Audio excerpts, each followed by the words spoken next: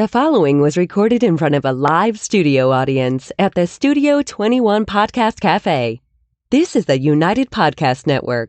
The following program is closed captioned for the thinking impaired. By tomorrow, I will rule the world! You think he's gone? He's not gone. That's the whole point. He's never gone. Is this some radical new therapy? You see? Well, I must have not been paying attention when you were just talking to me. Do you think that you could repeat the question and I listen more attentively? There must have been something in all of that nothing that wasn't quite so easy to see. And I must have missed something when you were just talking to me. I must have not been paying attention when you were busy slamming the door. Should probably start the show. He hasn't killed me yet, so we haven't killed each other yet. It's coming. Notice the big gap in between us this time. Alrighty, just bring me up just a little bit. Hi, my name is Tom Duggan here at the Paying Attention Podcast. Hi, Top Two Guys Smoke Shop at the Studio 21 Podcast Cafe. I want to thank our fine producer, Ben. Still trying to find the show. I actually still can't even find it. Thank our sponsors. Let's go through our sponsor list real quick. I want to thank McLennan Real Estate. Love Janet, Sam, Matt, everybody over at McLennan Real Estate. It's a good time to buy a home. You should be giving them a call. AFC Urgent Care. If you're still thinking about getting a COVID test, go see Lisa Williams. You behave. She's the best. She is the best.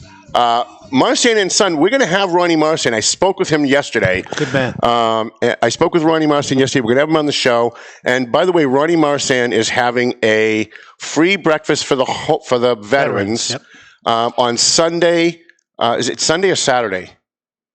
Crap. I forget which day. I think it's Saturday. All right, so I'll find it and we'll. Yep. I know I have it on my laptop. He does it every year at Country Kitchen. It's on Veterans Day, whichever day it is. Veterans Day is Wednesday at Country Kitchen. Yep. And we love Ronnie Marsan. He's the best. EIS Investigations. Hang on one second. He even added a curbside pickup this year. Did he really? Yeah. He's a good guy. I'm really hoping he runs for council again. I'm concerned because he was on that previous council that had a lot of problems, but I think his integrity is still intact. I think if he came back and ran, he'd have a good shot.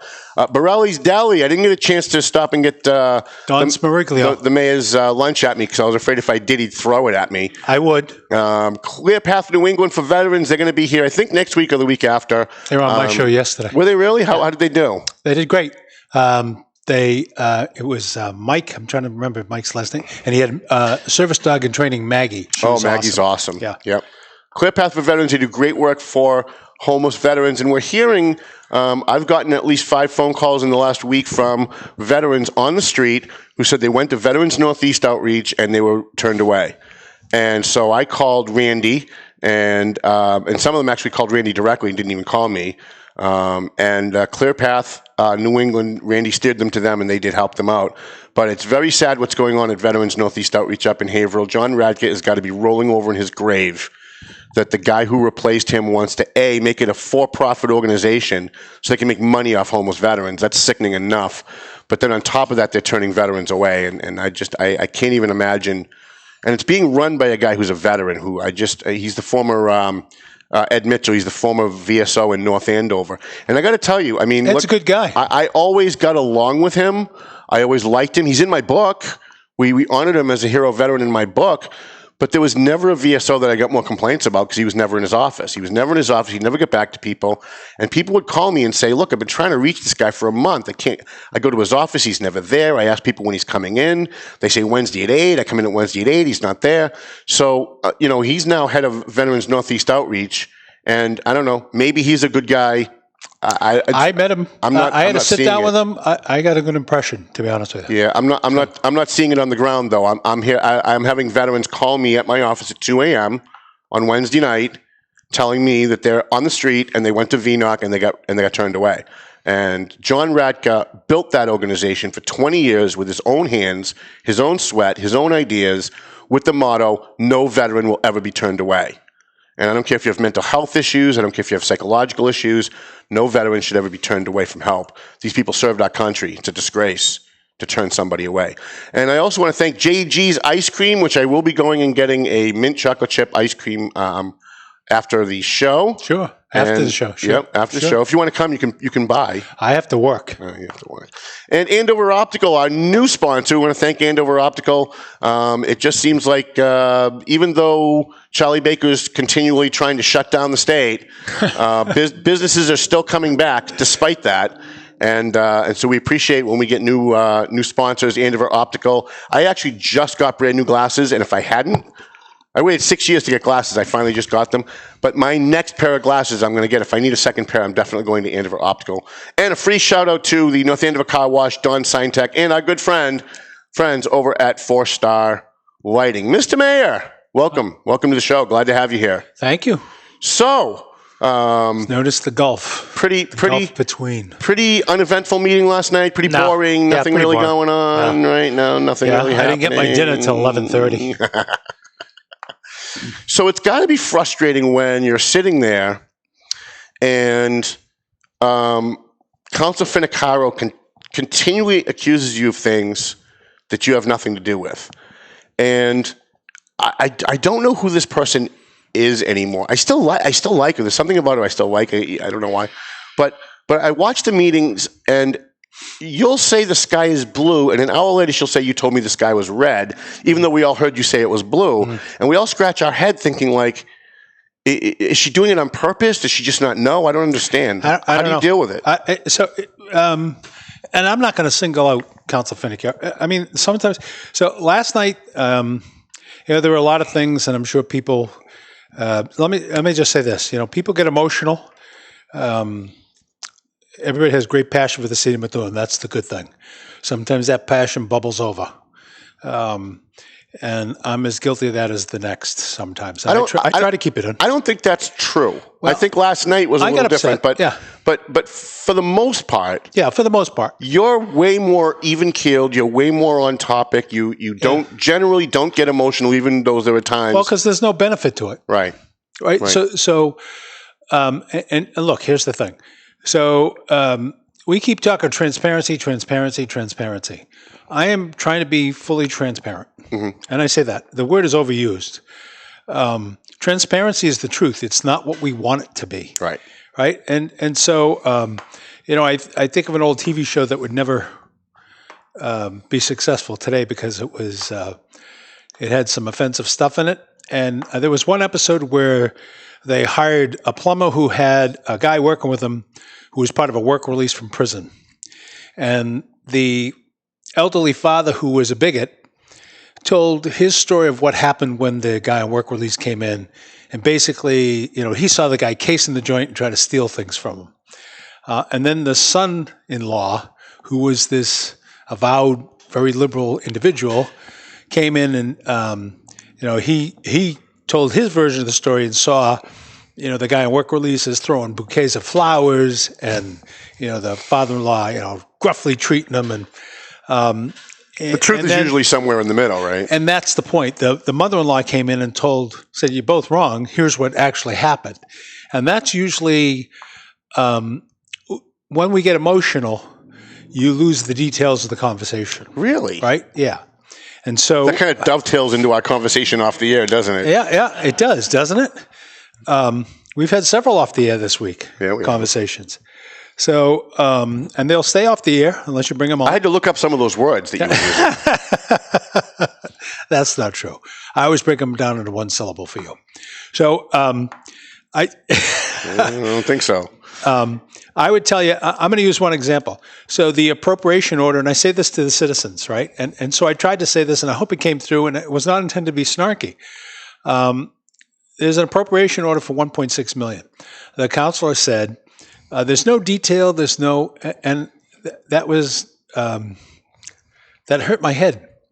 Because the previous meeting, if you go to the October 19th meeting, you'll hear that counselor talk about the difference between, we gave them two breakouts, one that showed, total where each line would go, and then the department by department breakdown, There which is different. There was a summary page and a breakdown Correct. page. I remember watching that meeting. And that counselor read from it, if you remember, and said, why is this different than this? this? And then at this meeting claimed it never happened. Well, this is because this is by department, and this is a summary page. Right.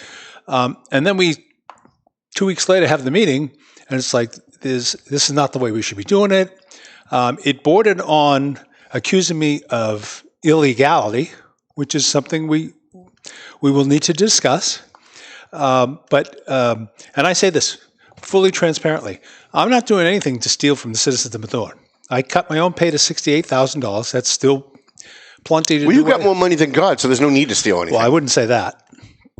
I'm nowhere near. I'm the one who said it. Yeah. So, but the bottom line is you've got, there's something at the root of this. And I say this, whatever I've done to offend the council, and I've searched my memory banks. I don't know what it is. Yeah, we've gone over that. And I'm not going to keep trying. All I can do is present my case to the people. So last night you heard me say, Council, if you want to vote against it, vote against it. Right. I'm trying to give a tax break to the people of Methuen. Will that take away tax increase entirely? Probably not. Mm-hmm. But we got 11% unemployment, and we tightened the belt. I want to give the council credit. I want to say two things. They did a fantastic job supporting the Halloween drive-through trick-or-treating thing. They did. It was amazing. They did. And then, while I didn't agree with all the cuts, collectively we did a conservative job on the budget. They did a great job on the budget. Yeah. I didn't agree with a lot of the stuff that they did, but overall, even Steve Sabat, they all did a great job on the budget. So, and see, that was good that you gave Steve a Listen, I'll give anybody credit. I don't hold grudges, and whether I like someone or I don't, I divorce that from my political analysis. Yep. So, I think part of it's understanding. So if we don't do that appropriation last night, then the citizens don't get a tax break. Right. And what happens is the money comes in from the state and it goes to the bottom line, and the citizens pay a higher tax rate, despite the So I think, to me, that was us saying, hey, we've tightened the belt on the city budget. We recognize a tough year. We're still 11% unemployment in Methuen. We're trying to do a little something to give back. And so that's important stuff. So, facts over emotion every time. I think Councilor Finicaro, there's an expression, and maybe I'm getting it wrong, but throwing out the good for the perfect. Waiting for it to be perfect. And I noticed when they're arguing about meeting minutes, I mean, if there's one comma out of place, she's going to vote no. Yeah. And nothing is perfect. Nothing is perfect. And I know she's a perfectionist, and I know she wants things to be right and legal. Yeah. I don't understand throwing out the good for the perfect and making the public suffer because something's not perfect. So I'm glad you bring that up, because I want to point out to the citizens that we've taken that audio tape. So again, I know we've talked. So the council's responsible for minutes, and I'm not making any accusations. Things happen, right? So only 26 minutes was recorded. There was a problem. But it happens, right? So it's not worth. You weren't in the back unplugging the thing on purpose, so nobody knew what was going on. That's the way it was laid out. No, nor was I intimidating people into voting, and that's the important point here. This meeting was on Zoom, I was informed about the cyber attack on July 13th. This is important when you think about that other resolution that they first started talking about last night. I was informed July 13th, and the council was informed July 13th. And they can dispute that, but that's the truth. That's the record. And the CAFO can tell you this is true, and ITMS can tell you it's true. I have a report on my desk from an independent third-party forensic auditor that lauds the efforts of ITMS and Blackpoint, who are the groups that were under contract to the city. Long story short, I've had John Mallory put the 26 minutes that was available. There's an audio tape. A citizen FOIA'd it. He got it. And this is where you overthink stuff. He got it, and he made a big joke because it was on a cassette tape, right? So the city clerk had showed it to me. And I said, I dare not do anything to transfer it to another media to give the guy, because then they'll say... You edited it. He edited it. Right. He took stuff out. So we gave Smart. I wouldn't have thought of that.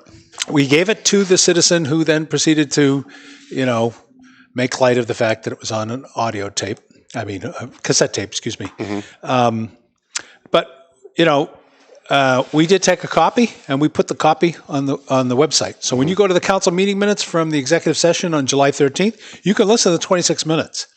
And I will tell you, I'm going to apologize. I'm going to say one bad word. There's no cursing, swearing, screaming. At the end, I did say, at the end of the 26 minutes, you'll hear several of the councils weigh in. I said, hey, this is serious shit. Pardon me for the word. So I drop the F-bomb on the show all the time. Either we do it or we don't. It's up to you, council. Right. And so the bottom line is, I look you in the face, I look the citizen in the face. We did the right thing. We did the absolute right thing. And I want to thank Council Beauregard, Council Saber especially, right, who understood the gravity of the situation and acted in the moment, because Salem, New Hampshire got cyber attacked 2 weeks ago. I don't see the big hubbub that we had in Methuen, right? So, it's all perspective. So transparency is, go listen to the audio tape, right? And remember that we're all in different places. That meeting was conducted on Zoom. Right? So they voted 8-0 to allow me to appropriate the money. And I say this because this will become important later this week. There was no money spent when the cyber attack started, was late in the day on the 8th to the 13th. There was no money spent by your mayor in between, none, right? ITMS was already under contract. They were doing the job that the city paid them to do, right? So I didn't go spend money without informing council. That's just not what happened. And so facts become important when you're telling a story. So, I stand by it. And if people are offended by what I did, I'll apologize in advance, but I'll look you in the eye and say, I would do the same thing tomorrow if it happened, because we did the right thing, not I, we. Now, has it been resolved? You guys have now got security in there, and you found out who did it? And yeah. So I have a report that is confidential. That won't go on the website, from a third party, DOD kind of forensic auditor that identifies who, what programs, where they were going. And this is common stuff in ransomware. They steal your files, and then they make you pay them to get them back. So we protected the citizens and the employees. That's an important concept there, the employees. Harken back to previous conversations. We'll get to it. It's important that their data is not, accessed, that the citizens' data is not accessed, because the city has a lot of data, right? And so one of the things you got to be careful about is, some people say, well, the mayor wanted to upgrade the computers anyways. That's true. I did. And I'd gone to council.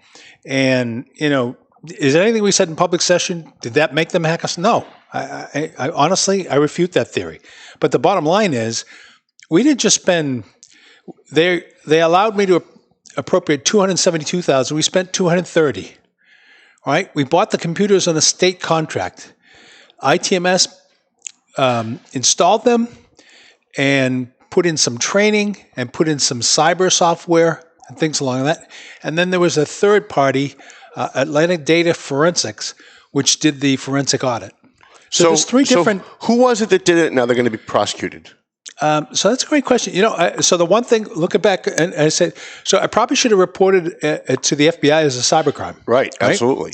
I did not, and that's a mistake on my part. How dare you? But it's a conspiracy. Sorry, I thought I was a Methuen City Councilor for a minute. It's not too late to do it. But I think the other thing that's important is, and people who work in the industry will understand this, you're never fully protected. Right. You can fool yourself into thinking. So it's even if you have Norton, McAfee, all that stuff. Absolutely. If these they're people good, they work can get in full time, right? It's so if they can get into DOD and Pentagon, you're looking at a guy who worked for one of the most secure companies in the world, right? The U.S. government had my security clearance information with my social security number. They got hacked. The IRS got hacked, and I got notified that my information was stolen, and I had to fill out all kinds of forms. Right. I still have financial security through the U.S. government because 3 years ago, I was one of the people that was on the DoD database for secure clearances where my information was taken. Not just my information, but my fingerprint. Wow. I'm going to use that in case I decide to murder you and say those were my fingerprints were planted there by the person that stole them. Which almost happened on Monday, I think. It was close. Yeah. Very close. I always find a way, though. You do. You're elusive. Yes. You're evasive. I'm a likable guy, though. That's why. Sometimes. Most of the time. Sometimes you raise my ire. That's true. And by the way, sometimes you raised my ire this week. Sometimes you piss me off, too. I can't believe that. And I'm all sweetness and light. But here's the thing, and we talk about this a lot, and it needs to be repeated as many times as possible in this political environment. You can still be friends and not agree. Yes, you can. Still have a fight and not agree. And we disagree on COVID. We disagree on some events that happened earlier this week. It doesn't make you enemies. Right. And so regardless of what, the national election is a mess. Right. It's hurting my head just thinking about it. I would rather. The only good part of it is I didn't see anything on the news this morning about COVID. First time in since March. Probably right.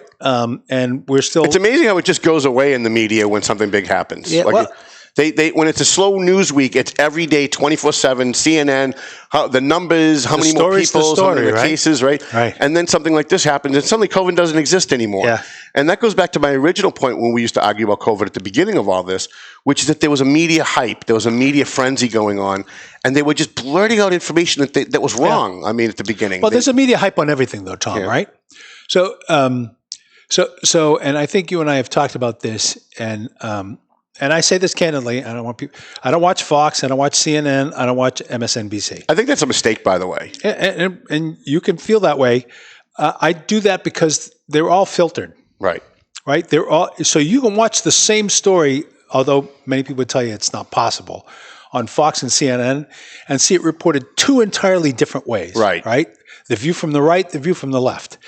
But I think that's valuable because I watch CNN all day. I'm a conservative. I'm not a liberal. Yeah. But I watch CNN all day because I already know what Fox is going to say. They're going to say all the same things that I want to hear. Yeah. I want to know what the other side is saying so that I can then. There are times when I watch CNN. That's called diversity. I hate diversity of thought. I'm a big believer in diversity of thought. I agree. Most of my friends are liberals. Most of my friends aren't conservatives. Yeah. But I reject labels like conservative and liberal. No, I'm an ultra conservative. I'm an independent. I'm not a Republican. I'm an independent, but I'm an ultra-conservative. Vote the person, not the party. Right. So you didn't ask me. The Tribune called and said, who'd you vote for? I said, none of your beeswax. Right. Right. Did I call you and ask you that? No, but I'll tell you right now. Okay. You voting John Kasich. I did. How do you know that? Because Tom Duggan has sources everywhere. Yeah, sources. We're going to get into that discussion. Yeah. So we are. It's coming. And I would tell you is, I know people on the right and left are going to say, "Oh man," so. But don't you think it'd be better? I'm actually, I'm worried. I'm worried about our country. I am too. And it's so divided. It's so divided, right? It's okay for you to be a pro-Trump guy, right? You're not off my Facebook friends list because you're a Trump guy. Right.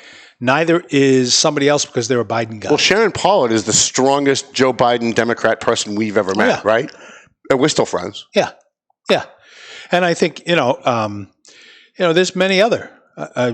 Chairman McCarty is a strong Democrat. So I don't know how he voted, but I would guess, that doesn't make him unlikable because he's strong. Differences, I believe each of us, the experiences you have in your life, they bring you up a certain way and, they form the fiber of who you are and how you view things, right?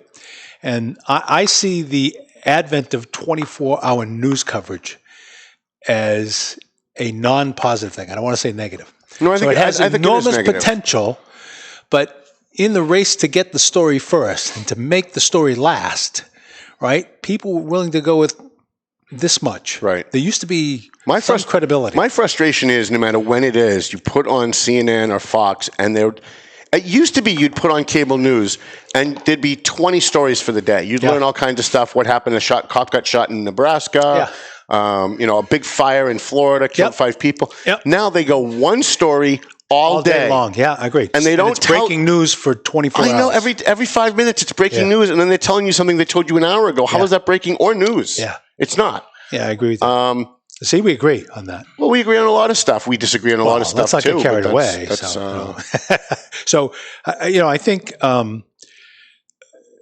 I think we need to start learning to listen to each other a little bit better. Right? Oh, I agree with that. I agree with that. Yeah, listening is important. It's I listen to people who think differently. So I listen to people who are strong liberals, using your terminology. I listen to people who are strong conservatives. There's a group of guys I see usually once a week. There's 6 people in the group. 4 are strong, heavy conservatives. Heavy. They're like me. Just about you. Right. Yeah. And then 2 of them are more liberal. In my neck of the woods. Right. Oh, more independent. Yeah. And one of them's actually towards the left. Yeah. And that's okay. And I find value in a lot of what all of them say. Mm-hmm. Right? I often sit there and wonder, what makes them think that? Why do they think that? What am I missing? Right? But sooner or later, whoever's in Washington, and I'm not talking just about the president, because I think it's one of the misnomers we have is that the president is going to make all the decisions on everything. Right. We need our senators, right, to be able to. Kennedy and Tip O'Neill and Ronald Reagan could not be more different political ideology. And they always found a way to get together on the important stuff. And they'd go to lunch. It was never like they'd sit on the floor of the house and they'd yell at each other, and then they'd all go for lunch. Yeah. And I think that's... So we have that in Methuen. We have the city council. Well, you don't. We're all rowing the boat. No, the problem with the Methuen City Council is they're all grandstanding and politicking at the table. I don't see that. And any opportunity that they can to politic at the table, they will. They will grandstand with half information, no information, and they don't really seem to care. Like, I listened to that discussion last night about the employee, all right, that came down with COVID, the big fight that you guys had. Yeah. And I watched that, and I thought we weren't going to talk about that. I'm just kidding. No, I just didn't want to talk about that one thing I said before we went on the air. But I promised I'd be on good behavior. I made somebody promise that I would not punch you today, so I'm not going to punch you. I'd be okay with that. All right. It'd be great for ratings. I would be too. Look, it'd be great for ratings. Yeah. Well, Sabre would watch it over and over on a loop. He'd give the tape to people at Christmas for presents. I was just going to say, I'd give it to Steve as a Christmas gift. Here you go, buddy. Yeah. So, I don't, so that's an emotional topic, right? And so, but you gave me kind of a compliment at the beginning. I'm an emotional guy when it comes to integrity, when it comes to employees. Yeah, you need to stop doing that. I think the employees have a right to expect some level of privacy. Right. Whether it's discipline, whether it's something like this, we have an obligation to them that it's not necessarily newsworthy to start. Right? If they choose to make it newsworthy, that's an entirely different kettle of fish to me. Right? So I'm protective. It's like being a parent. Right? I understand. I've been a parent all my life. It's the role I resonate with most. But sometimes it's better to count to 10, give somebody the benefit of the doubt, and ask them first. Before, are you upset because I yelled at you? Well, no. I think what was hurtful. And I don't use that word often, so pay attention. You got any tissues? I think what was hurtful is that there was no benefit of the doubt given. There was no, why did you do it that way or what happened? It was just an assumption that my motive was bad. Yeah. And agreed. And for the people at home, let's just blow out what we're talking about. Yeah. So I got information that a city employee tested positive for COVID. Yep. And I went about my day. I didn't think anything of it because it's not news. Lots of people testing positive for COVID. Then about an hour later, I got a copy of an email that was sent by the city attorney saying that he was exposed to that person and that he wasn't coming to the meeting that night. So I called, actually I didn't call, I texted 2 city councilors, asked them for a quote, and asked them if they were concerned about having a meeting at all, because the city attorney's not going to be there, and maybe he had access to people that are going to be in the hall. Yeah. So I asked them both to give me a quote, which they did. Neither one of them were my sources.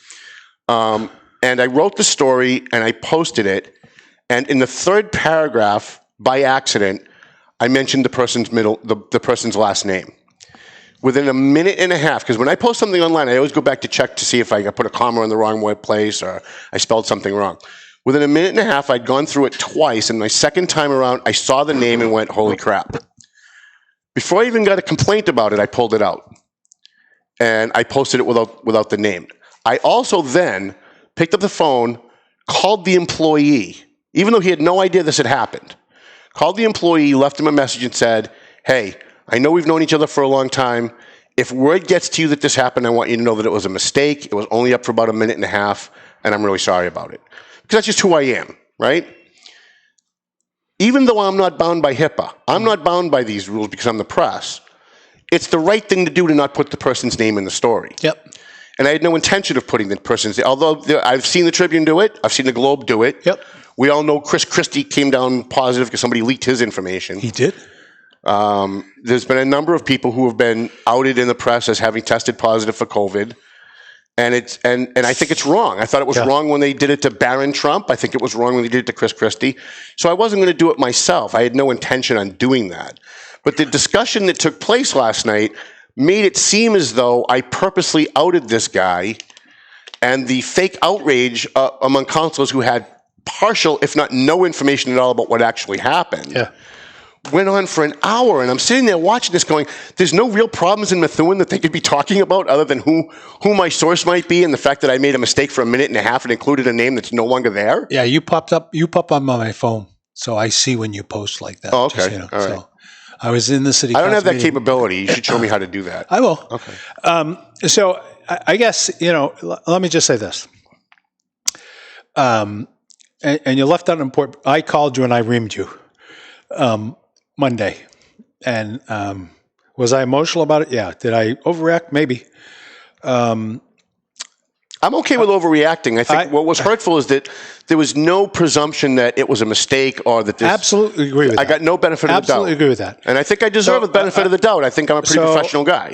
But let me just say this. I'm paternalistic in my approach to the employees, and they may not think that. And sooner or later, that citizen's going to write in and say, how does it make you feel, Mayor, that people go to the media versus going to you? Right. It makes me feel pretty crappy. Right. Because sooner or later, people are going to learn that when I give you my word, I keep my word. Mm-hmm. And so here I am doing the 11th show because I told you I'd do it. But there was a lot of debate over how mad was I at you? Should I skip the show? We've never skipped the show. Our ratings are through the roof right now. So. Well, and so, that's important to me. So I'm all about understanding and respecting differences. Do I always do a great job showing that? No, because I'm a human being, just like everybody else. But you shouldn't feel bad that people come to the press instead of going to you. I do. Because the person who told me has literally nothing to do with the city of Methuen. No. So forget that. Forget this week's incident. People go to the press a lot. About a lot of stuff. I get calls a lot. And most of the time I don't even use the information. Most of the time I don't even post it. It's not the preferred approach. And the backstory of Methuen is, they do that because they think things are, it came up on the show last time. They think things are going to get swept under the rug. I'm not sweeping anything under the rug, including my own screw-ups. And I sure as hell never sweep anything under the rug. Nor should you. I get crapped on for it every day. Well, people got to understand, human beings sometimes are going to be less than perfect. That includes the mayor, right? I had a coffee with the mayor this morning with 10 employees, spread, physically distanced. Everybody's wearing their mask? Yeah, everybody's wearing the mask. Do you have little circles like Joe Biden? No, I didn't. There he is trying to Joe Biden me right there. But that's an important thing to me because it's important that the people in City Hall hear from me regularly. It's important that every city employee, I shouldn't say just City Hall. To me, I was elected to make some change in Methuen, to move the city forward, to respect the employees. I don't think I've done anything to disrespect them since I got elected. I think I got to agree with that.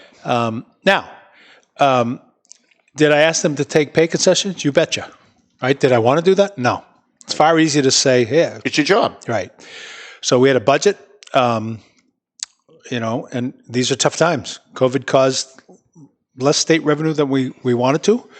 Last night's appropriation that we already talked about, we got a little bit back. We were conservative. That was a good thing. That's good on the council, good on the mayor, good on the CAFO, good on the team, right? We did the right thing by the city. They do great work on the council, but it has 90% of the time. So part of it has to be fostering a level of trust. There's never going to be a level of trust with those guys. So there has to be. It's never going to be. So it's there not has to happen. be. It's just not. I beg to differ. I know, and because this goes back if you're consistent. So you said to me last time, are you going to run again? I said, yeah. Mm-hmm. And I appreciate the breaking news. Yeah, too. you were the one first. Because you gave it to me first, it ended up on the front page. There you go. With not so flattering a picture of me, but hey, I thought it was all right. I'm not a girl though, so. But the bottom line is, there's things that COVID has slowed down that I want to restore in the city. Right. So people ask me, why do you do this? Why are you doing this? And the short answer is, I love the city of Methuen. I love being the mayor, not because I get to call myself the mayor, right? Because the power hasn't gone to your head like Mike Samad? I don't think it's gone to Mike's head. It's totally gone to his head. Okay. Totally. Well, he's a totally different person. So he's been supportive of me.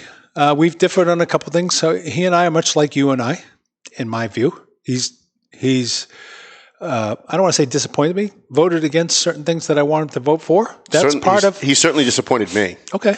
Well, and maybe I can set up a meeting and we can all hug it out. I'd be okay with that, but I don't know. Well, I guess what I'd say is it's important for the residents to understand. So there's not ever going to be kumbaya nirvana. Right. I expect the councils to do their job. But the politics at the table has to stop. Yeah. The politics at the table. They had a 1-hour discussion last night about a newspaper that has nothing to do with city business. They had an hour discussion with no information, nothing backed up. They had no. What newspaper? No, the Valley Patriot. They had no backup information, and they all talked about something as if it was true when it wasn't, and wasted an hour of the city's time when they could have been doing real work. Yep. And my frustration is not so much because it was me. Yeah. If they were yelling about Bill Kirk at the Tribune, I'd be just as pissed off. Yeah. Because I'm watching a government meeting of government officials who should be talking about government, not using it to score political points. Well, and I guess, so I'm a big fan of root cause, right? When you forget the Valley Patriot, root cause there is understanding what roles are. What's the role of council? Right. What's the role of the mayor? And the council president does not know his role. Well, so I'm not going to critique him. You have to admit that. He does not know his role. I'm not going to critique him. He was upset last night, and people can criticize his style. Process-wise, he's usually pretty good. He was upset last night. So I was upset last night. I said some things I probably shouldn't have. He didn't look upset. He looked like he was giggling while he was making accusations. No, I don't find that. I don't find that. Go back and watch the tape again, and watch it objectively, like an outsider. He was giggling while he was making. Like an outsider? How do I do that? Listen, I do that all the time. When I watch the debates, I watched it like somebody who hadn't made up his mind. I'll use my outside eyes. You try to be objective. I'm always trying to be objective. See, I sit back. So I'm an Irishman. So after the meeting, forget the meeting. I thought he was Dominican. Muy bien, señor. Yeah, sí. After the trick-or-treat event, which went really well, right? The councils all participated. We had employees participating. The people were in line a long time, but they were so pleasant. The kids were dressed. It was uplifting. It was a great community event. I'm always focusing on what did we do wrong and how do we fix it. Right. So the traffic getting into the event was a problem. Right. So next time we do something like that, we're gonna focus on that a little bit better. I'm thinking about something for Christmas right now that I hope would dwarf the trick or treat thing. Because I think the citizens, it's been a tough year for everybody. I've got a deeper question, though. Yeah. Should it ever be the role of a government official to cancel Halloween? To tell people they can't go trick-or-treating? To tell people they can't?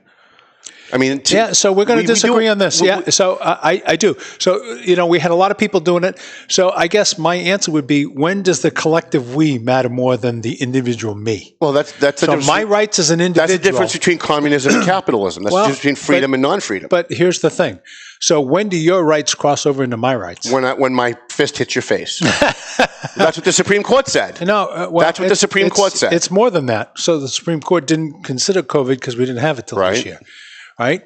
So do you have the right to jeopardize? So I say this. Let's go back to the COVID case at City Hall. So I think it became a hysteria event. There has to be some level of trust.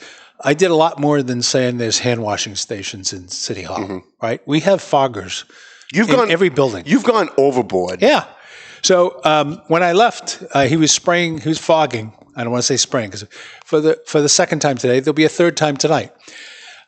We tested, to your Rick D'Agostino email, Rick D'Agostino was not a close contact.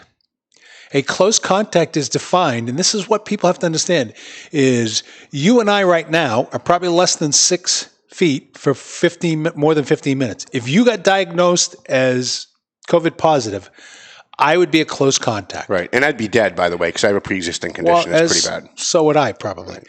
But the bottom line is, a close contact is within 6 feet for 15 minutes or more. Right.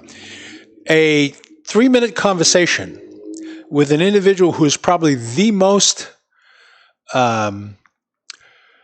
conscientious about mask wearing, the individual who got it, does not make you a close contact. But we, as a city, I was notified at 8:35 a.m. Monday morning. We went into a plan so how we could take essential employees and get them tested, and how we could take other people who had potentially been exposed and tested. And we did that. We tested over 27 people. There weren't 3 additional, there were 3 total, right? So, canceling the meeting, I guess, and I'm not saying you shouldn't be anxious about COVID. Everybody should. But COVID is there. I mean, when I drive back to City Hall, if I stop at a store to get a soda, it could be there. Right. And the residents, the people have to understand that going to Market Basket, it could be right next to you. Right. Right? There's no recipe. No one can guarantee that you're not going to get it. It just doesn't work that way. But we can't become a communist society because of COVID. We can't say that because of the collective, now the government has the right to tell you can't go to work, you can't have Halloween, you can't. And I'm as a civil libertarian, even though I'm a right-wing conservative, I'm also very much a civil libertarian. Oh. Which is why cultures there. Which is another reason why I'm not a Republican. But as a civil libertarian, it's morally offensive to me when Dan Rivera issues an order and says no Halloween, or when the town manager in North Andover issues an order and says you can't do this. Or the mayor of Methuen. Or the governor says you have to close at 9 because we all know COVID's much more scary after 9 o'clock at night. Listen, what we said was some people did trick or treat.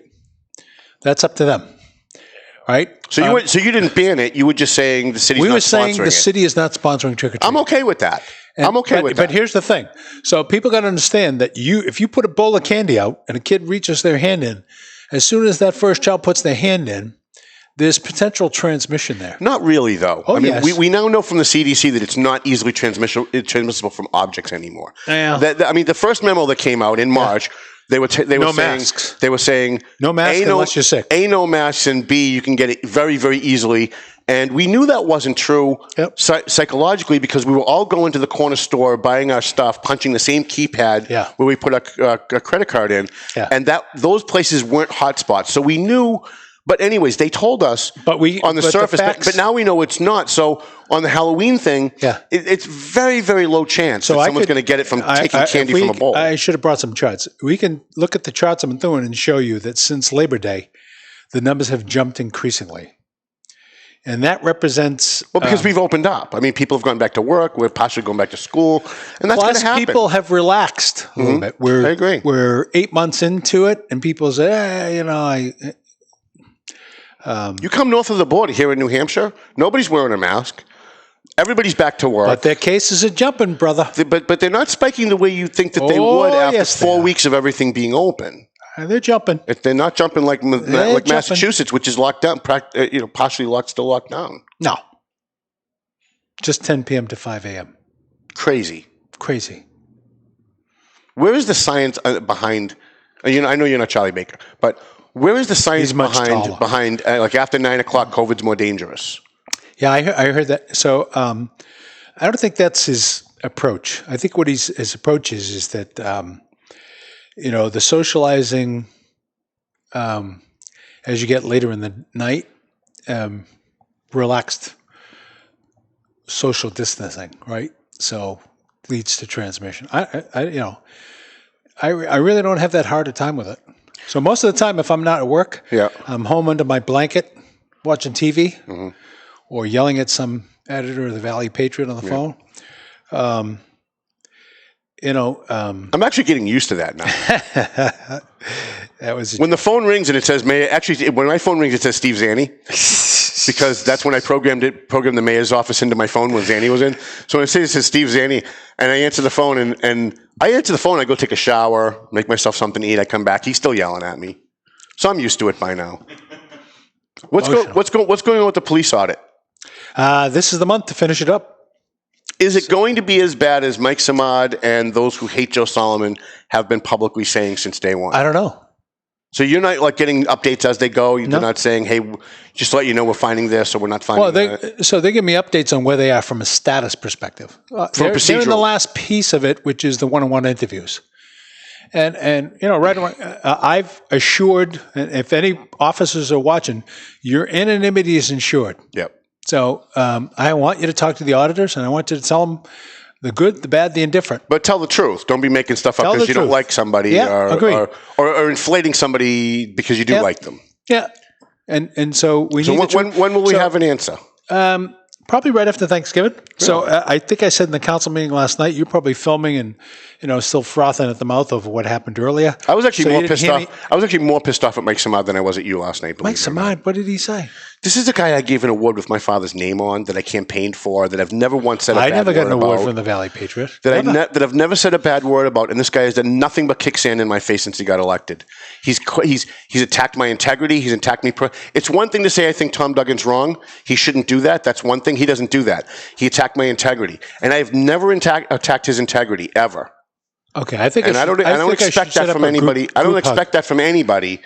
That I've been. It's bad enough that I get it from people who don't know me and don't know who I really am. That's fine.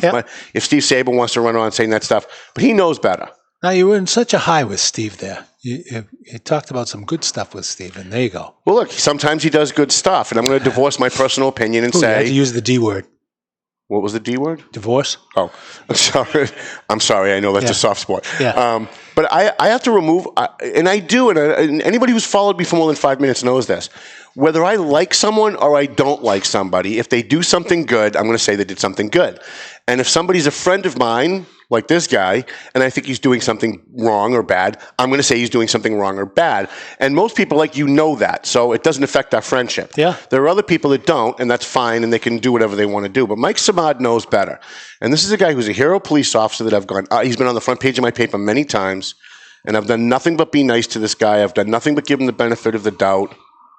And I don't expect to have my integrity attacked. He's a good man. He didn't just question my integrity; he attacked it. I think you should invite him to lunch and sit down and break bread together. I would, but I've spoken to him when this happened in previous cases, and he said, "Yeah, you know what? I'm sorry, I should have done that," and he's still doing it. So, how many times can your kids say "I'm sorry" before you punish them for doing the same thing over and over? And well, the act of forgiveness is the greatest act there is. Well, if he wants to be forgiven, then we can talk about that. But I'm not saying he does. After last night, I'm shocked. Actually, I missed something. I'm shocked. Maybe I was so emotionally into the meeting last night that I missed something. No, he attacked my integrity, and I don't appreciate that, especially from a guy that knows better. Okay. If he didn't know me, I go. If it was Jim McCarty, Jim doesn't know me. He only met me through politics. I go, okay, well.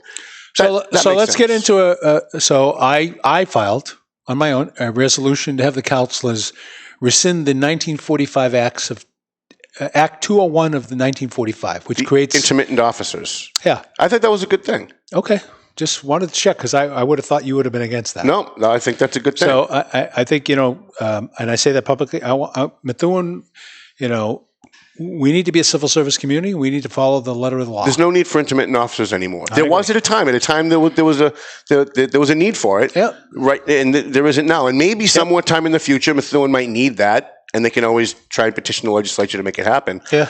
I don't think so. I think we got regular, we got reserves, and we got specials. And specials are all retired. What's the correct word? Permanent police officers, right? Who work details and things like that. Right. So to me, that's a staffing structure that works, right? And so that's not a pro-chief statement, anti-chief statement. This is about me, how we want our police department to be. It's the same thing on the far side. Civil service, period. Follow the letter of the law. And, I have an arbitration coming up on that, on the intermittents. And, You should win that. Well, I'm comfortable with my approach. And so I say this, a lot of people think I'm anti this person or anti that person. In most cases, I don't even know the person. Right? I made a decision based upon the law that I read. People always project onto you what they themselves do. And because so many people in this business do make their decisions based on who it is they're talking about, not the legalities of the office that they're holding. And I get it all the time. People are constantly questioning my integrity because they don't have any. Yeah. And they think that I'm doing things the way they're doing it. And it's just not the case. Well, I think, so go back to the discussion we were having a couple of minutes ago. At some point, there has to start to be a development of trust. And so I'm going to go back to the COVID case one last time, and then we'll let it go. All right. There has to be an expectation of trust that I'm going to do the right thing. I am a 62, almost 63-year-old male. So you mean you want people to give you the benefit of the doubt? I do, okay. Yeah. Right. You're going to get punched. Because it's not real fun when you're not getting the benefit of the doubt. I am a very high-risk individual. I am too. I have diabetes. I have heart disease. I have mental illness. No kidney infection. And you just had surgery? So yeah, I had my gallbladder taken out. My sugar's been great since my gallbladder got taken out. I bet once the pain, I had my gallbladder. I had 3 back surgeries. Yeah. When I had my gallbladder out, it was more painful than my back surgeries. Yeah, it was bad. But once it went away, I felt great. Can you eat fried food? Yes, but in small doses. Small doses. I would agree. So if I eat more than like 2 or 3 French fries, disaster, right? I had a salad, I won't say from what place, the other night, which had crispy chicken in it, fried. Oh, it was ugly. Yeah. Right? And it was so delicious, right? And so you couldn't stop eating. I couldn't. Right. Because I said, I'm going to make myself sick. And literally I did. Right. But, so if you're watching Residents of Methuen, make sure you get out. Go to my man John at Bada Bing. He's been so good to our community. John Smeriglio at Borelli's, JG's, Ellie's Farmhouse, all these Man's Orchard. These people are the backbone of this community. They helped us with our Halloween event. Give back to these folks, right? People take those businesses that you mentioned and a few others. Yeah. Totally for granted in every community. Yeah. In every community, you've got the backbone. 6 or 7 business owners that are doing okay. They're not, hurting. They're doing okay. And as soon as they start doing okay, they then turn around and do something to help the community. They either donate food or they donate service. Yeah, Irish Cottage. We're fortunate. The Irish Cottage is great. Yeah. The Irish Cottage is fantastic. Yeah. They do a lot for the community. So I always think it's important to give them as much free cred and free publicity as you possibly can, even though some of them aren't sponsoring the show. Yeah. Because when something does come up, like who were your friends that was sponsoring the tree? That put out that they would pay for the tree. They'd go in if you had a tree. Oh, Dave Hebert and Kim Hebert from New England Eye. Right. Now, these are people. Fantastic individuals. I've never heard from these people before in my life. I didn't know that they existed. They called me and said, I want to put in an ad. We want to do this. We want to donate a Christmas tree to Methuen. Yeah. And I thought that was great. That's salt of the earth. Let me just say this. So I had a past relationship, and everything begins with relationships, right? So they are trusting enough of it. So Kim... I know Dave well too, but Kim was a member of a supplier advisory council when I worked at that high-tech company. She was on a group that we used to meet with regularly and say, hey, how can we improve the relationships? She was fantastic, fantastic. She is down-to-earth, approachable, a person of her word. So we naturally got along well, right? When I heard, I was still at Raytheon, I heard they were moving to Methuen, I was like jumping through the window here, right? Because they're fantastic people, right? And they want to support the community.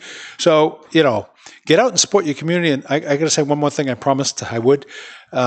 Methuen Cares, Yes. We're still looking for donations. So we're taking food to the homebound, to the elderly, to people that are quarantined, people that are shut in, and we're delivering.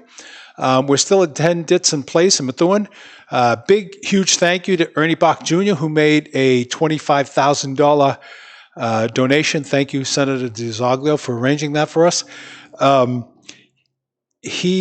have to go to council to accept the gift. Last night we had, I hated to have it on Zoom because Joe and Jody Daniels, in memory of their son JD, who was killed in a hit-and-run Methuen, tragic event.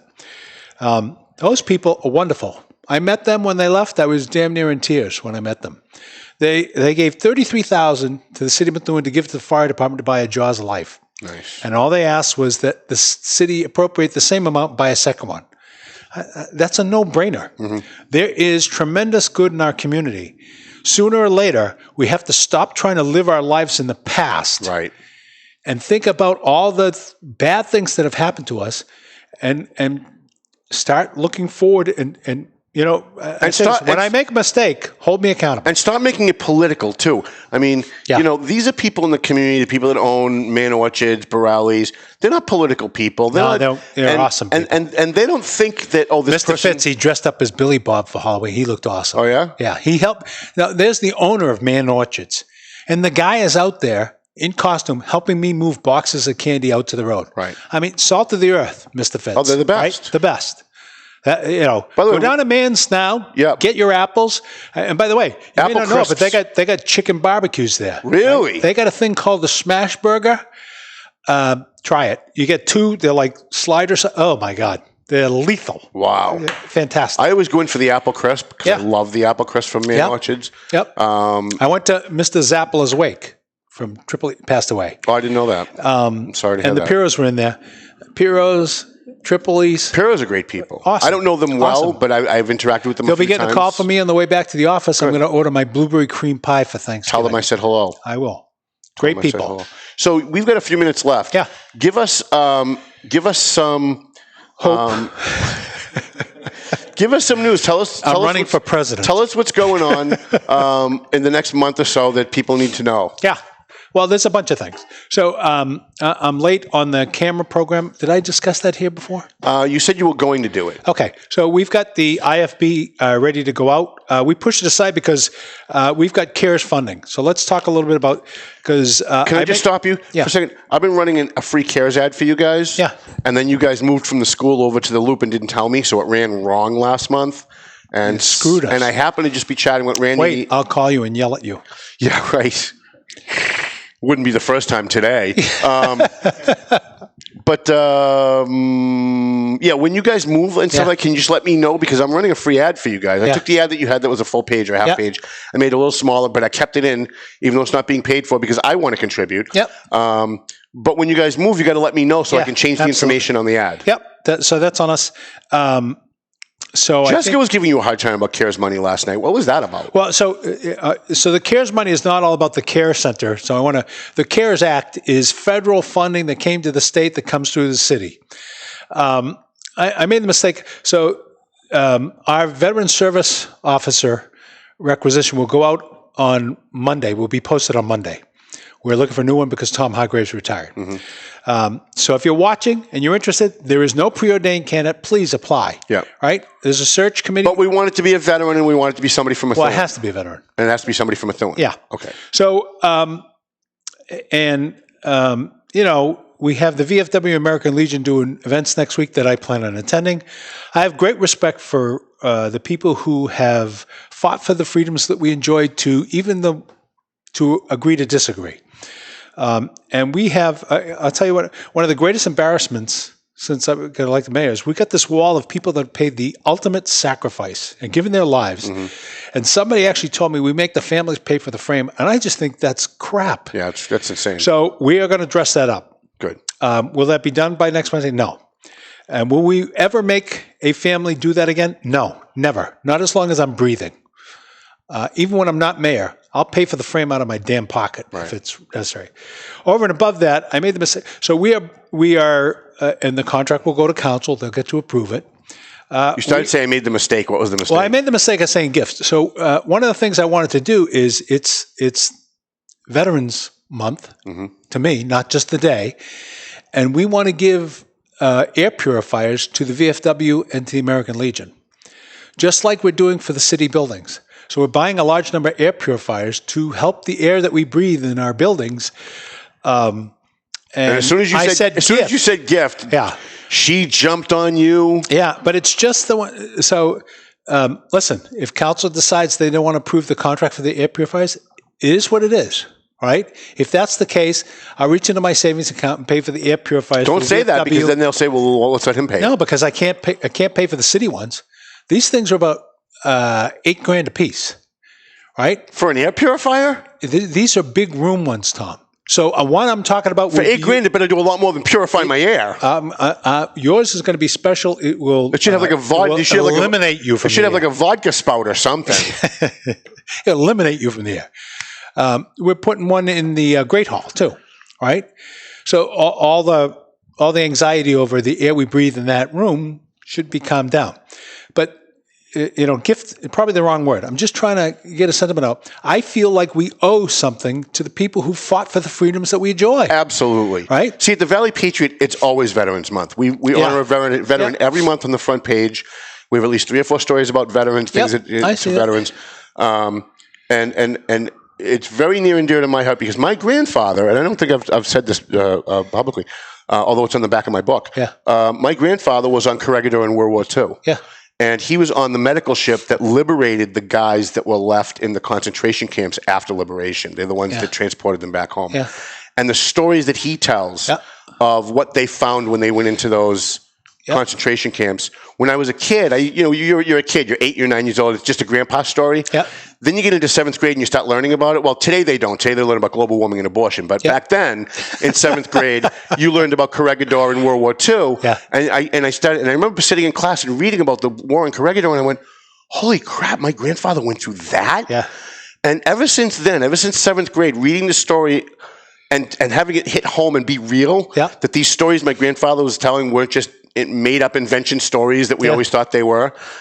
Ever since that moment, I've always had a huge amount of respect for these my veterans. Uncle Jack, my father's brother, was on the sub, and I forget the name. I keep going to say Kingfisher, but I'm not sure that's the one during World War II. He was on the sub that took the nurses off Corregidor when we moved out of Corregidor. My father, USMC, right? Now, he was post-World War II. He's a little younger, but I am, and if you watch me make a bed, you would understand it. I am a child of a military father. You're turning the corners? Yeah, okay. I do. There's a right way to tuck and there's a wrong way to tuck, right? And, people say, what do you do I fold laundry. It's a Zen activity. My father used to turn it into a science, right? Put them in a drawer a certain way. Right. Very regimented. Yeah. And that doesn't make him a bad guy. That didn't make him bad. No, not at all. He was a wonderful guy. He died far too young. But I have great respect for veterans, right? Great respect. We should be doing at the local, state, and national level of government. Yeah. We should be doing everything we can for these veterans. And this absolutely goes back to what my subject we were talking about earlier about Clear Path and those guys. It is a disgrace that in the richest country in the history of the world, the most free country in the history of the world, that men and women that went off and fought for this country, put their life and the future happiness of their family on the line, could be homeless or hungry any day ever. Agreed. And so if you wanted to use city money to do that, I would be okay with it. I'm sure some of the councils would be upset. But I'd be okay with it because I think one of the most important functions of government is to take care of the people that allows this government to continue being the way that it is.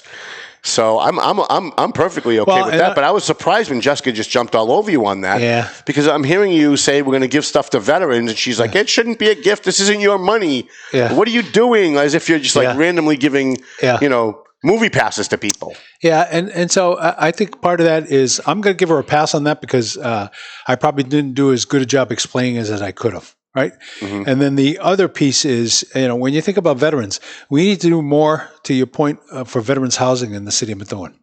Right. And so sooner or later, I'm going to have once we get our new VSO in place, we're going to do a lot more. We're going to have discussions with American Legion and VFW about what are the things that we could do. You reckon with Jerry Maguire? You working with Jerry Maguire over there? Well, he's been in to see me. Yeah. So, yeah, I have talked to him. Good guy. He's in my book. Yep. Yeah. He was a little vocal as a critic in the beginning, but I think we once we met each other, He's we got got to common he's got ground. a very strong personality. Yep. And I think it turns off a lot of people when they first meet, till they get to know him, till they realize he's got a good heart. Yeah. But he sometimes speaks and emotionally, kind of like you do when I answer the phone. No. And I think sometimes he blows up a little too fast. But hey, if I went through what that guy went through, I'd probably have a lot more psychological problems than that. Agreed. You know, I mean. So, you know, I'd like to do something housing-wise before my time as mayor is up. Convince the Legion and VFW that, you know, the opportunity is there for us. There should be veteran housing in Methuen. There should be. And I know there is. I know that. We need more. Yep, but we do need more. We need more. And it's got to be run correctly. It can't be run the way VNUC's being run right now. Well, and I'm not going to make that claim because I met Ed Mitchell. I was impressed.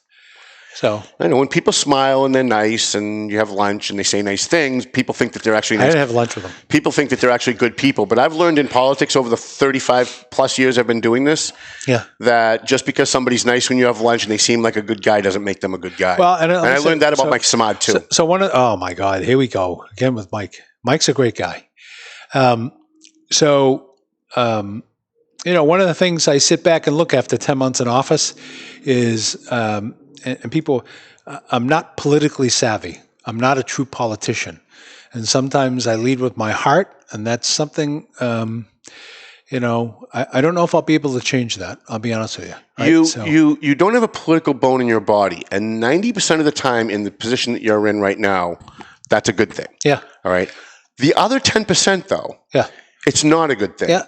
And there are times when, you know, we had a conversation. We did. And you misunderstood something that I said, thinking that Nick DeZaglia was my source on a story. Okay, fine. You misunderstood it. Whatever. What I actually had said was that I got a quote from him, which I did. It was in the story. You don't. If that was true, if that had been true, you don't blurt it out at a city council meeting. Like, you need to think politically about these things. I'm not a politician. I know that. Understand that. I don't think politically. I'm not. And I say this: do I want to be your mayor for a second term? I do. Do I think I'm doing a reasonable job? I do. Do I make mistakes all the time? Right? Go back into what I said. I'm always looking at what I coulda, shoulda, woulda done better. Right. Before I get to council meetings, and I won't take the shot that's laying there. But I can say this, and I can look at myself in the mirror, I can look at you in the eye and say, every decision I make, I'm not making because Group A or Group B want me to. I sit back and say, what is the best thing for the city of Methuen? I believe that. And sometimes I do the right thing, and sometimes I do the wrong thing, and that's who I am, baby. Right? So you got to get used to that. But I like to screw up. But I like that you owned it. Yeah. Because I respect that, and I would expect that if you had made the mistake that I made, that you would have picked up the phone and you would have called that employee and you would have apologized too. I would have. Yeah, I would have. I believe that. I think the world of that employee, by the way. I think the world of all my employees, and for the employees that are watching, I want you to understand something. I'm not about sweeping anything under any rug, anytime. So you want to get rise out of me? Question my integrity. Mm-hmm. Right? Well, that's why I'm pissed at Mike Samad. I'm not mad that he disagrees with me on things. Yeah. I'm mad that he didn't just question my integrity; he attacked it. I'm gonna schedule. I'm gonna go back to the office and schedule a hug it out lunch. So not between you and I, because I still want to stay mad at you. I'm okay with that, by the way. I know. Me too. That's fine. I'm Irish, quick to boil. See, when the first person told me about the employee, it wasn't a story. Yeah, and I didn't write it. Yeah, because like I said, a lot of people get COVID. Yeah. But then when totally unrelated, I got a copy of an email. Yeah. That this might impact the meeting. This might impact the election. Now it's a story, and again, I would never purposely put someone's name in it. That's unfortunate because it's, in my opinion as the mayor, it's an overreaction. So the citizens of Methuen elected me to make sure that I respond to a situation like that and make sure it's under control. We did it. Mm-hmm. So we have, and I want to say this so people, we have plenty of poll workers who were nowhere near City Hall. Mm-hmm. We're going to have them tested if they want to because they were dealing with the public all day. Right? Now, if any of those folks, please God, don't let them be positive, it doesn't mean that they got it from that employee. Yeah, they could have got it from anywhere. Correct. Right. So they saw people, were they wearing masks? They were. Right. I went to every polling place. I looked around.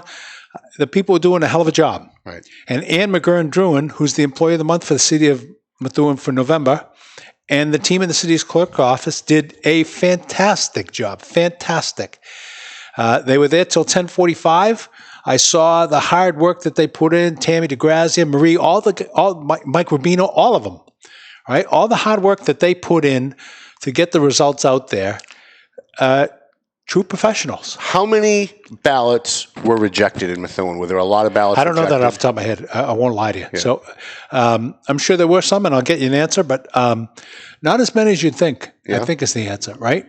I can tell you there was a lot more write-ins than were expected. Really? Yeah. Really? Yeah. At halfway through the night on election night, someone called me. They gave me 4 precincts. Trump was up significantly.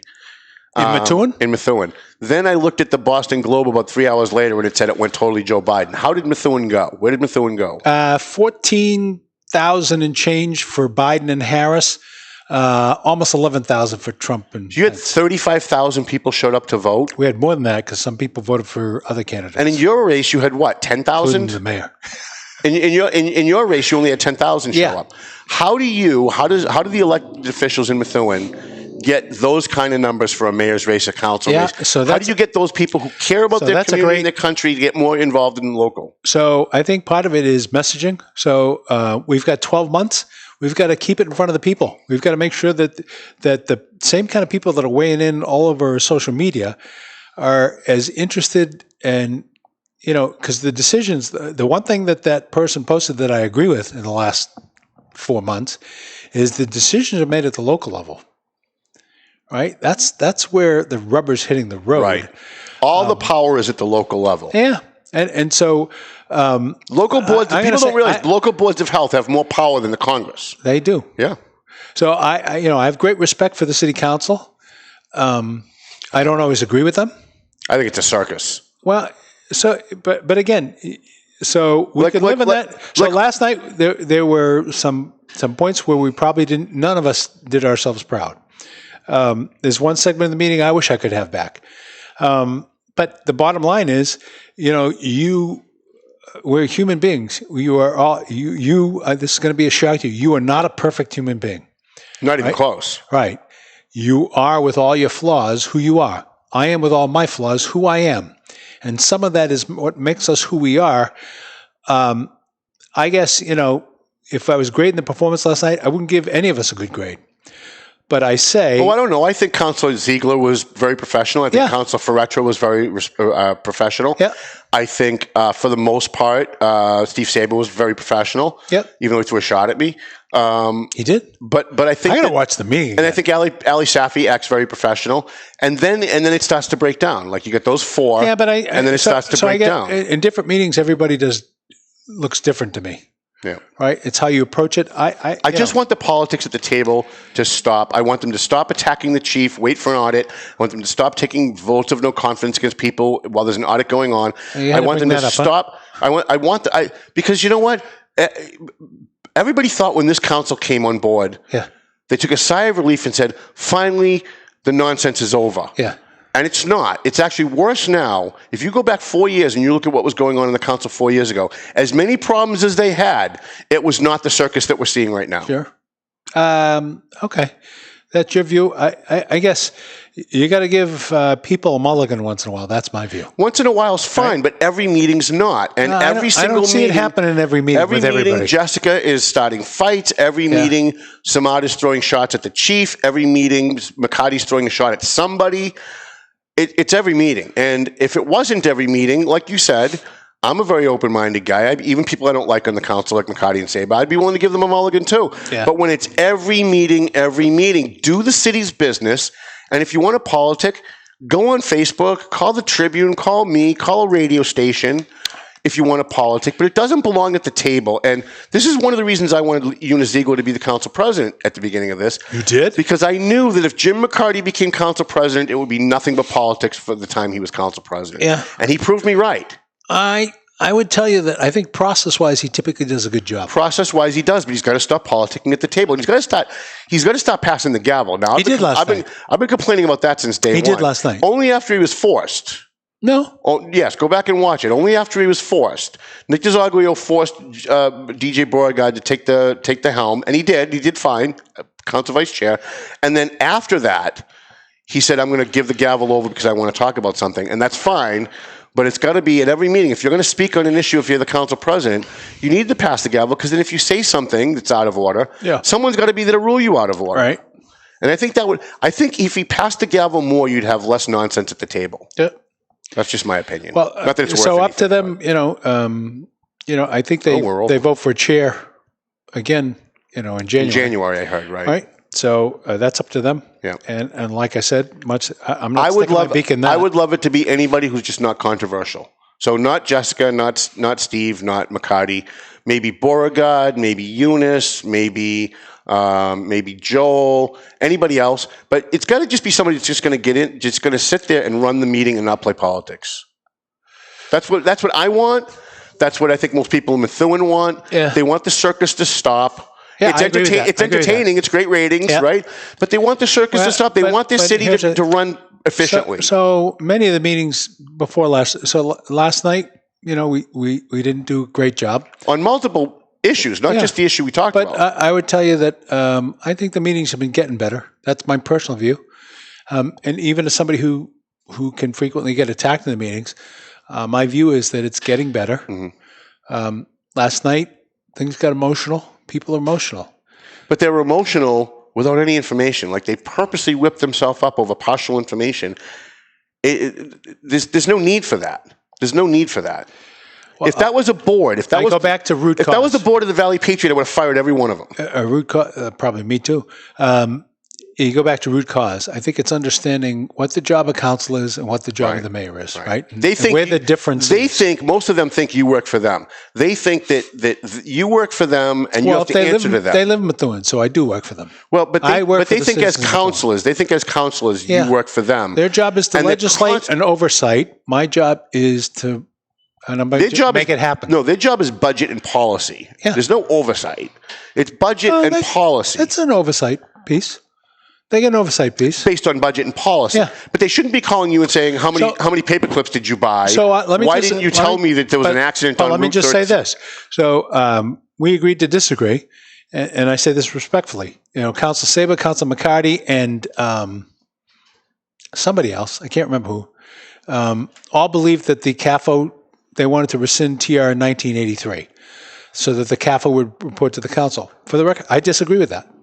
I've had a pretty in-depth conversation with Sean Cronin, the FSO, and I understand why that was created.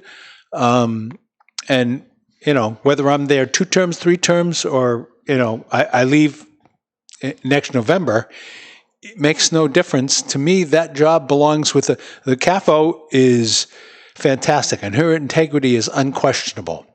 And, we need to figure out a way that there's greater communication on financial performance to the council. To me, that's the fiscal analyst position. And if the current fiscal analyst ends up leaving, we should be talking about hiring somebody with munis experience. But that's for the council to debate, not for me. Right? That's their call. Just like it's their call on who they hire for solicitor. I don't think the council should be hiring anybody.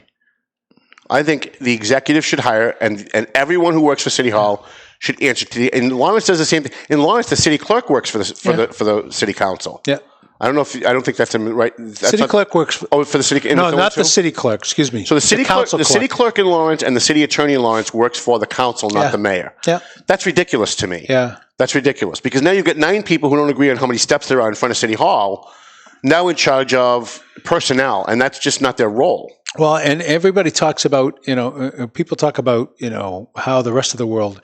So if you're running a major corporation, the CFO reports to the CEO. Right. Right. As it should be. Yeah. As it should be. Or the COO, depending on the structure, right? There's a cohesiveness. That has nothing to do with transparency, though. Right. The council, the citizens, everybody has a right to transparency to see we're putting ClearGov in. on the website so the resident can see what we're spending and what we're spending it on, right? And believe me when I look at every purchase rec we place with the city of Methuen, right? Ask the poor CAFO, ask her 150 questions a day. Right. I know we're running over. Yeah, we are. Bad. So that's my fault. That's your fault. Do you have anything you want to leave us with? Is there something people need to know about, something that's coming up, something that's going on? You're not mad at me. I am. You're not mad at me. Duke you out. Nick DeZoglio was not my source. And if he was, I certainly wouldn't have told you he was my source, You already posted that on Facebook. I know. And I resisted the temptation to go, I know, but liar, pants on fire. But every third comment on my thing is, when are you going to tell him that? When are you going to tell him that? When are you going to tell him what you said on Facebook? What? When are you going to say to his face what you said on Facebook last night? So you said it. I did. You said it before the show. I know. And I told you. That's all right. Right? I gave you the raspberry.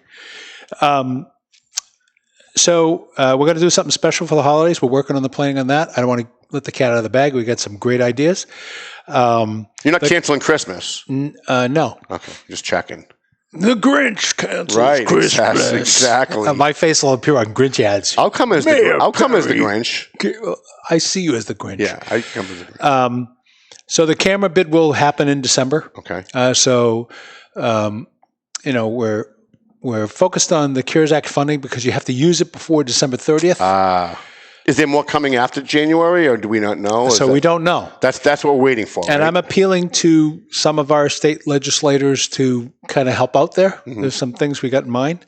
The appropriation last night allowed me to give the furloughs back to the AFSCME, the unaffiliated, and the department heads, which puts everybody who made concessions on the same playing field. Okay. Right? They all gave up their steps for the year. We can't afford to give those back, but we're trying to do some other things. Over and above that, there's like a million things going on. I'm looking at my notes from last night so that I can tell you. Can you look at them quickly? Yeah. Halloween. The veterans. I want to remind people the veteran service VSO position will be posted Monday, 11/9. Please apply. VFW and American Legion are conducting events on the 11th. Those will probably be restricted, but I'm going to go to them. I talked about Ann McGurn being the Employee of the Month. Ernie Bach. I talked about Jody and Joe Daniels. Thank you very much. And I talked about the 1945 rescission act. No breaking news for us before we go? Breaking news. Mayor's running again. Well, we already had that. All right, sorry. All right. Listen, I want to thank our sponsors.